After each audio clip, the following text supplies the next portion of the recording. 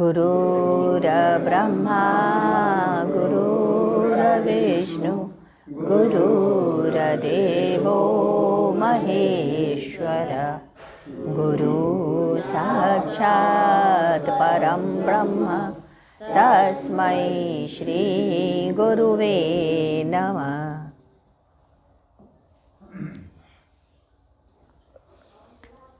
4 जून। आज एक पत्र दरभंगा से प्राप्त हुआ जिसमें समाचार था कि अवधेश जी का नए ट्रक दुर्घटना ग्रसित हो गया है। पुलिस केस हो गया है। काफ़ी आर्थिक क्षति उठानी पड़ी। यह दुर्घटना उसी कार्य का परिणाम है जो आज से 3 महीने के अंदर घटित हुई थी। अवधेश जी की सास का देहांत हो गया। मुंडन संस्कार भी किया गया। इस प्रकार मरने वाले की सूक्ष्म वासना उनमें आ गई। पुनः जब मुकाम देने और तिरही में शामिल होने के लिए वे बनारस आए तो मेरे यहाँ भी आ गए। यही उन्हें नहीं करना चाहिए, परंतु अनजाने में उन्होंने किया। जैसा कि पहले हमने लिखा है कि मृतक के घर मुकाम देने आने वाले व्यक्ति को किसी अन्य के परिवार वाले के घर नहीं जाना चाहिए। यदि वह परिवार वाला धार्मिक और आध्यात्मिक है तो भूलकर भी उसके घर नहीं जाना चाहिए। इससे उस व्यक्ति का जो कि ऐसा करता है आगे आने वाले 6 महीने के अंदर किसी न किसी प्रकार के दुर्घटना का शिकार होता है या आर्थिक क्षति सुनाई पड़ती है। मैंने अवधेश जी को यह बात स्पष्ट रूप में बताई थी। आज गुरुदेव ने बताया कि जो माँ अपने किसी एक बेटे को सबसे छुपा करके अच्छा देती है, अन्य बेटे की अपेक्षा उसे अधिक प्यार दर्शाती है और हर वक्त उसकी सुविधा का ध्यान रखती है, बड़े होने पर वही लड़का शादी के बाद अपनी उसी माँ को नहीं पूछता। मिठाई का दोना या मलाई का पुरवा सीधे अपने पत्नी के पास ले जाएगा। ऐसे माँ उस बेटे की पत्नी जो है उस माँ को बहुत कष्ट देती है। यदि कोई सामान अपने पति के पैसे से भी लाएगी तो पूछने पर हमेशा यही बताएगी कि उसके मायके का है, अमुक व्यक्ति ने दिया है। कभी भी यह नहीं कहेगी कि पति के पैसे का यह सामान है। यहाँ तक कि ऐसी बहुएं अपनी सास को चौके में घुसने भी नहीं देती। हमेशा अपनी सास के साथ उपेक्षात्मक व्यवहार करती हैं। प्रकृति कभी भी ऐसी माताओं को माफ़ नहीं करती। इसी प्रकार उनके किए गए व्यवहार या कार्य का फल उन्हें देती है। जो महिलाएं शादी, ब्याह या पार्टियों में सबके सामने बहुत नाचती हैं, आने वाले समयों में ऐसी महिलाओं को ऐसा रोग या ऐसा कष्ट उन्हें प्रकृति देता है कि उसके कारण वो बहुत समय तक नाच नहीं पाती। अतः महिलाओं को शादियों में, ब्याह में, पार्टी में, सड़क पे नहीं नाचना चाहिए।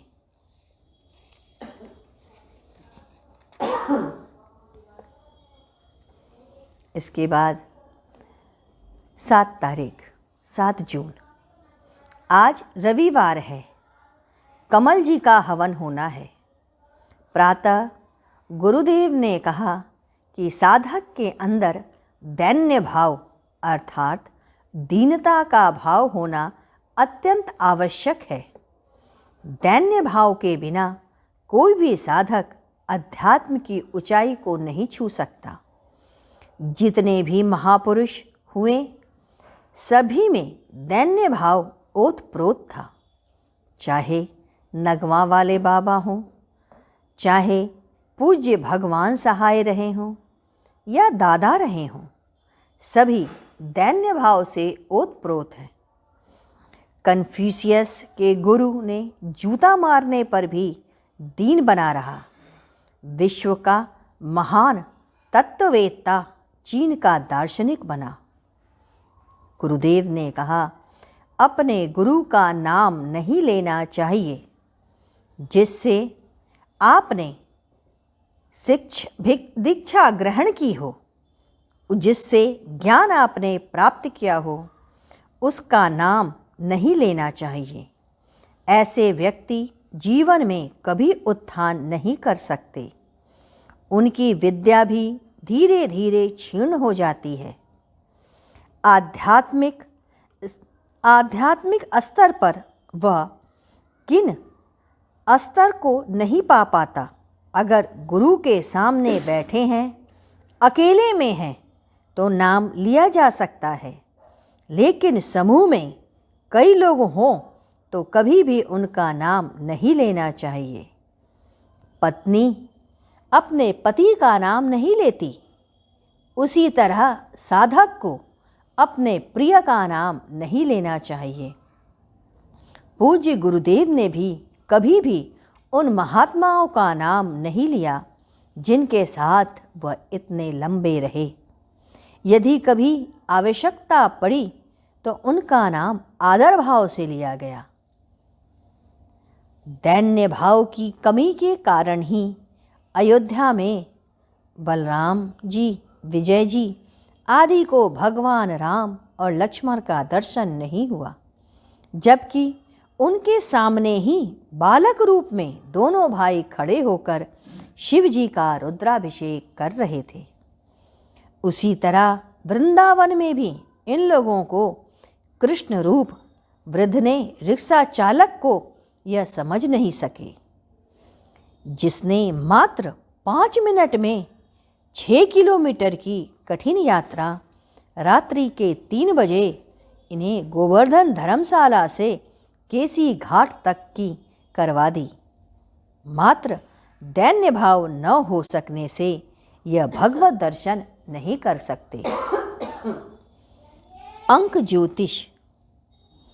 आज गुरुदेव ने निम्न तारीखों में पैदा होने वाले बालक और उनके लक्षणों को बताया। 1. जिद्दी, कपड़े का शौकीन, समझने और ग्रहण करने की शक्ति बहुत अधिक, सांसारिक प्रेम, कैरियर असंतुलित, पारिवारिक कलह, अगर स्त्री हो तो चालाक, बचपन से रोगी, बाद में स्वस्थ, व्यापारी, पढ़ने में सामान्य। 2.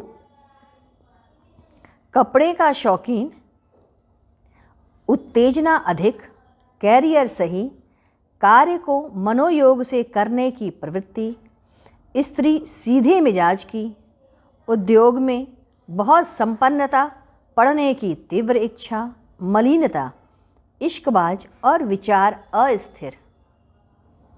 3. नेता प्रकृति, मारपीट तथा चिल्लाहट करना, धन में जबरदस्ती कब्जा, याददाश्त तेज, पेट पढ़ाई में साधारण, टेक्निकल कार्यों में रुचि, मुंह फट, कठोर मिजाज, बीमारी बहुत या बिल्कुल भी नहीं। 4. कला में निपुण, गुर्दे और पेशाब संबंधी रोग, पढ़ने में सामान्य, विवाह जल्दी। 5. खिलाड़ी, शरीर मध्य कोटि का, विवाह में देर, विवाह की कम संभावना, जीवन या तो धार्मिक या कर्कश स्त्री महिलाओं के लिए, पितृ प्रेम अधिक, संग्रह की वृत्ति अधिक, दांत संबंधी रोग, रक्त का उच्च चाप, शिक्षा सामान्य, तर्कशील, विश्वासी स्त्री और पतिपरायण, परंतु पुरुष दुष्ट होते हैं। छठा, रसिक, आत्मविश्वासी, आध्यात्मिक, परंतु स्त्री वर्ग खराब होते हैं। प्रेम प्रिय लड़कियां रसिक स्वभाव की, संवेदनशील, तुनुक मिजाजी, चेहरे पर ध्यान देने वाले। स्त्री जिह्वा से कमज़ोर, दांत संबंधी रोग, गंजेपन का प्रभाव, लाल कपड़े का शौकीन। स्त्री संगीत में, सेक्स में प्रेमी, वादन, पाँव पर पहनने वाले शौकीन। बातूनी, सामान्य पुरुष यदि आध्यात्मिक होगा यह तो ज्ञाता। स्त्री बड़े नाखूनों वाली, पुरुष सामान्य नाखूनों वाले। ओजपूर्ण गला। 7 तारीख, कामी वृत्ति, छिपाने की आदत, पढ़ने में कुशाग्र, अवैध प्रेम अधिक, जीवन के अंत में भोग भोगते हैं। शुरू में बहुत मान्यता के बाद बहुत उपेक्षाएं होती हैं। भावुक, नेत्र में विकार, नकल उतारने की आदत, कुशल गृहिणी, गला मधुर। 8, पुरुष दब्बू, आलसी, जो मिले उसी में संतुष्ट, व्यापारी वृत्ति, गुप्तांग संबंधी रोग, सिर दर्द, दांत संबंधी रोग, पढ़ने में सामान्य, निम्न स्तर तक, किसी चीज में खास रुचि नहीं, शीघ्र पतन, क्षय का रोग। 9वां, कुटिल, धूर्त, पढ़ने में कुशाग्र, स्वार्थपरायण, कोई धार्मिक या आध्यात्मिक, व्यंग्यपूर्ण भाषा बोलना, शारीरिक दुर्घटना अधिक, दूसरे का सामान लेने की आदत, बात बात पर गुस्सा, दिमाग में चिड़चिड़ापन।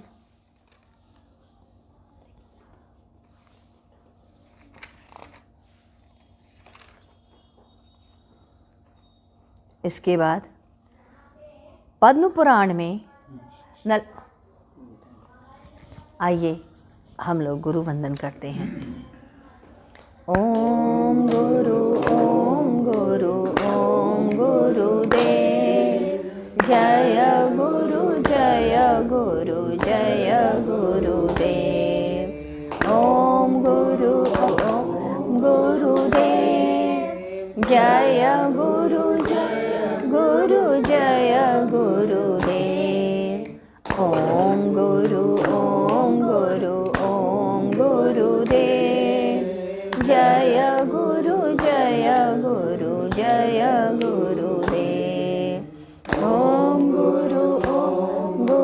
ओम गुरुदेव, जय गुरु जय गुरुदेव।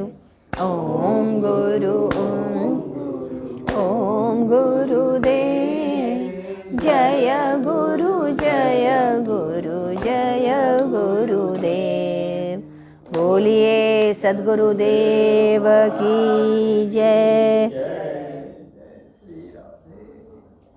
सद्गुरु तुम्हें शत शत नमन, सद्गुरु तुम्हें शत शत नमन, सद्गुरु तुम्हें शत शत